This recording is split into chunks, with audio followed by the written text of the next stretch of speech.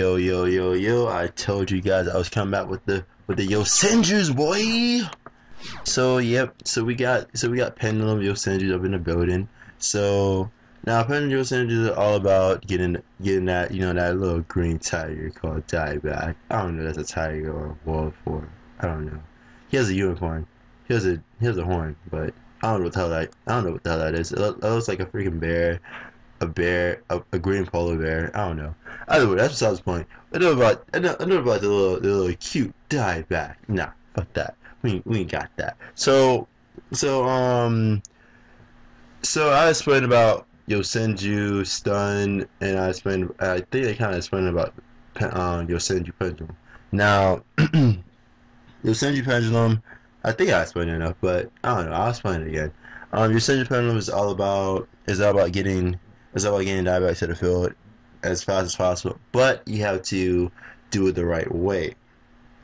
Now, because you play, Pendulum Yosenju, you could recycle back your tankies. If you play like Phoenix Chain, you recycle back the Phoenix Chains that you play, all that great stuff, just to make sure that your plays are safe. Those are your initial plays that you want to do. But in this build, I played triple reckless, and I'm just testing out the waters because, again, the reason why you're playing reckless in your Senjus is because of the fact that you want to keep 2 or 3 cards to. You want to have up to 2 cards in your hand at all times. If you're down to 0 cards, your Senjus can't possibly come back from that. Which is why I think Yosenju is probably gonna get like a little Saki card that makes them playable to that. Now I'm going against heroes, and honestly, Yosenjus have a strong hero matchup. This guy right here is just unfair for heroes. They could dodge all they want, but 9 times out of 10, if there's more than 2 of them, it's going to hurt. Dark Law doesn't affect the deck, not so much. I mean, it may affect him a little bit because if you force him to counter trap on a Dark Law, you can't really recycle it. But who gives a damn about recycling? Because 9 times out of 10, if your Senjus counter trap you at least 2 to 3 times, you generally should be winning. So I forced both his back row. I could have went all in right there, but with players side decking Mirror Force now just because Yosenju's, I'm like, I don't really want to like go all in like I used to. Cause what happened to me earlier today, I was going against Sasano, and what I do, I summon a 5 monster field, and he Mirror Force with 5 monsters. I'm like, okay. Now I see I have to start opposing with with Yosenju's. Now I understand this match was a little bit fast. So I will but compensate you guys, of course. So I will give you guys another match to show. So to compensate this, I'm gonna give out more Pendulum Yosenju gameplay before I start doing Yosenju stun. Because Yosenju stun, it is kind of boring to watch. I will give you guys that. It is kind of boring to watch.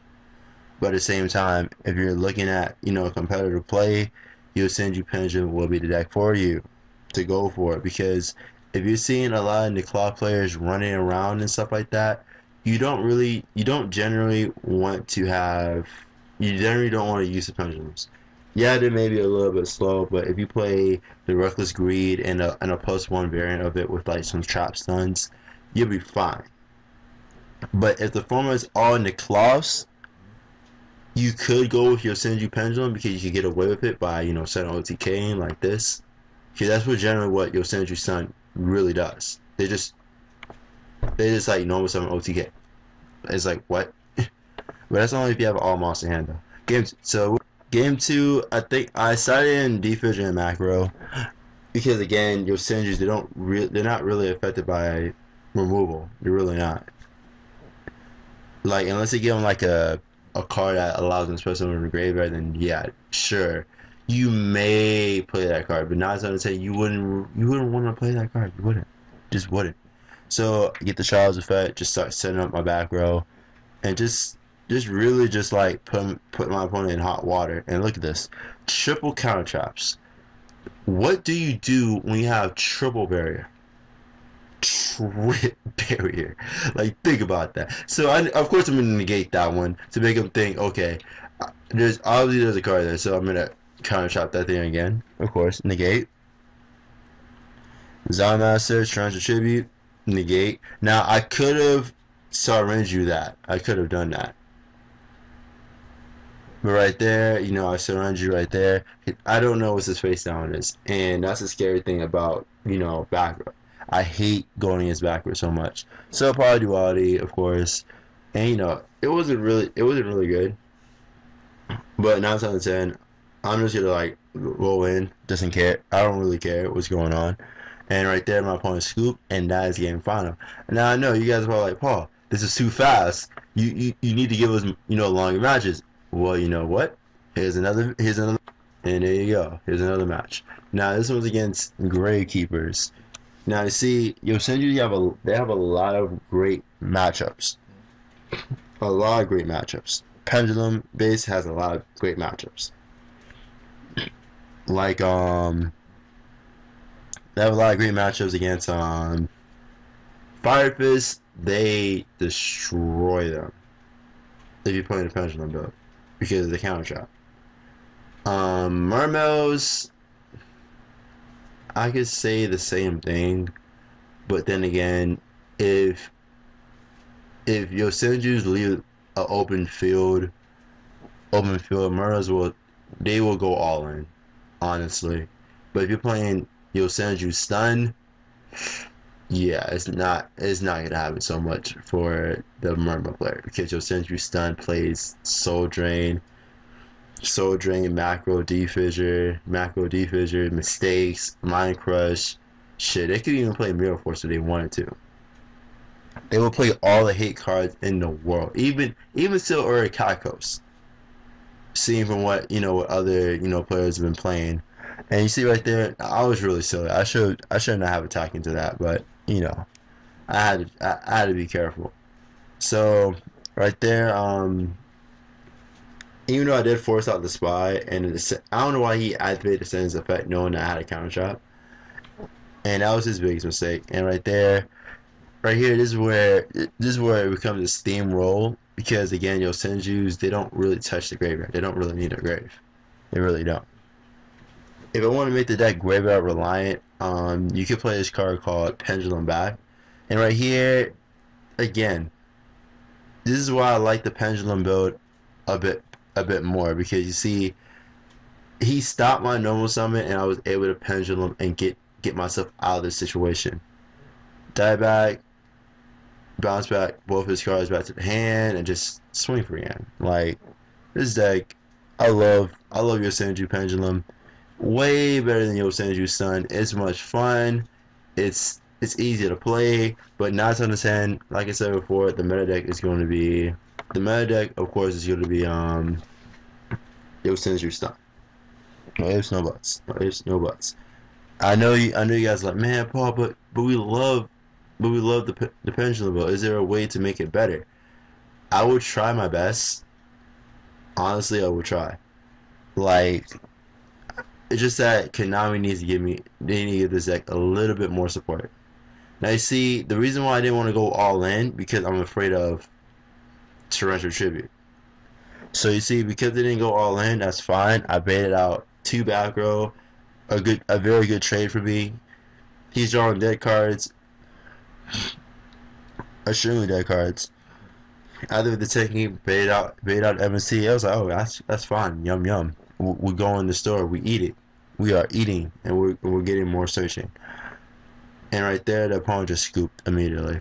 Now I know you guys were like, all right, so are we gonna finally see the bonus video? Alrighty, ladies and gentlemen, I know you guys are probably like, yo, is this a deck? Is this the 60 card Sylvans? We're finally seeing some gameplay of Sylvans. Yes, I've been telling you guys, I have been doing this 60 card Sylvans underground. Now, this is with the new cards. If you didn't know about Rose Paladin and Rose I think Rose Lover, I believe so. I don't know, but either way, those two bimbos, those two bimbos are amazing as hell. They're amazing. Rose Paladin allows you to add a level 7 and higher plant type monster from your deck to your hand. If it destroys a monster by battle, you to get a plant type monster from the deck to the field in face defense position. So meaning that you just go attack, oh, lone fire, oh, hermit tree, oh, combo. Well, damn. Or if you have a Rose Lover in the graveyard, well, before I get to um before I say, oh, get Rose Lover, her effect is while she's in the graveyard, you can special summon a plant type monster from your hand by banishing her. So really good. She's a earth, a good redox target. And vampires, they're they kind of counter Sylvans in a way, because they actually send stuff from the deck to the grave. So like their fill spell was actually like bugging the shit out of me the entire match. It's kind of annoying, but it's still it's still like a low tier versus low tier kind of. But then again, Sylvans, they kind of explode a little bit better. So right here, when he Book of Life, he kind of hurt me a lot. He kind of hindered a lot of my plays regarding that, because towards the end of the duel, you guys would be like, oh my gosh, you could actually go into this, you could actually go into that. So like, the changes I made with the Sylvan build was that when Soul Charge got hit, it kind of hindered the decks, early game. Because, the early game is about getting, your Soul Charge, and you just make a big ass board. Now I fixed the early game, and I fixed the late game. Now the late game, what makes this deck really strong is the Dragon Rulers. You have a lot of elements you can abuse from. If you failed your combos, or if your opponent, sustained through your onslaught of your combos. So right here, he gets rid of my fill spell, and I just, like, right there, I just completely forgot about the fill spell effect. I forgot, but it's still fine, because I'm still able to plus. I was able to draw Paladin. These two bimbos. We love them though. We love them though. They the one who actually got me going. And then right here, this is where everything's about to like go off like crazy. So enjoy right here. I'm not gonna commentate the whole time. Well, yeah, I'm gonna commentate. So right here, I set the Soul Charge, and this is the Soul Charge combo that I was trying to tell you guys to do, so that you guys actually know what to do, how to perform this. So I'm gonna perform it the right way, the 60 card style way, because I like doing combos. So what I do is I put Flower Knight on top, get the draw, Flower Knight's effect, put Grand Oak on top, Hammer Tree's effect, Grand Oak, and we'll put Peacekeeper from the graveyard back on top, so that we use Sage Okoye's effect to get the other excavate. Then Lone Fire into Copy Plant, Sage Okoye effect again to see if I get any more bonuses. Synchro, Ultimate set, Ultimate's effect, Scout Dragon's effect, blow up the dead Night Beam, and just make a board. Just one more if you want to. And this is pretty much what the Silver Milk should really do from a Soul Charge combo. So right there, that's Project Sylvan number 1. Now I will be mixing it up in some of the videos. I know you guys are probably like, oh my gosh, Paul, you're actually dropping videos in. Yes, I am. So like, comment, and subscribe. Subscribe to the channel. Subscribe to the Real Oblivion Gaming Channel, because right there, that's where I will be doing all streams from, regarding with the clan stuff, regarding my stuff too, and regarding with other stuff too. Also, check out Oblivion Hammer's video too. He did Kingdom Hearts, and sub to his channel too. He's he's coming up, and I want to make sure everyone actually gets a face out there, and actually get things going. So, ciao.